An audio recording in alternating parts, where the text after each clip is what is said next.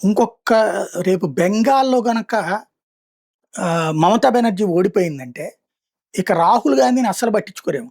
ఎందుకంటే, రాహుల్ గాంధీ కథ ముగింపు దశకొచ్చిందా? ఇప్పుడు అఖిలేష్ యాదవ్ వెళ్లి మమతా బెనర్జీని కలిసి, దేశంలో ఏకైక ప్రతిపక్ష నాయకురాలు నువ్వేనమ్మా అన్నాడట. అంటే ఈయన కూడా ప్రతిపక్ష నాయకుడు కాదని తేల్చుకున్నాడు. లాలూ ప్రసాద్ కూడా లేదా వాళ్ళ అబ్బాయి తేజస్వి కూడా పనికిరాడని తేల్చుకున్నారు.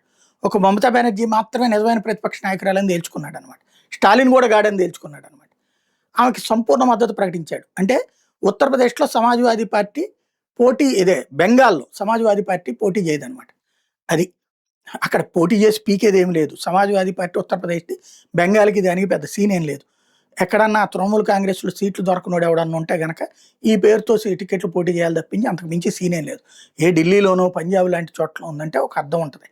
దానికి అంత సీన్ లేదు. కాకపోతే ఏంటంటే రాహుల్ గాంధీకి ఒక పరోక్ష సంకేతం ఇస్తున్నారు. నువ్వు నాయకత్వం నుంచి ఐఎన్‌డీఏ నాయకత్వం కాంగ్రెస్ చేతుల్లో నుండి కాకుండా మమతా బెనర్జీకి పెడితే మోడీని బాగా చెక్ పెట్టగలిగింది ఆవిడ అన్న సంకేతం ఇస్తున్నాడు అఖిలేష్ యాదవ్.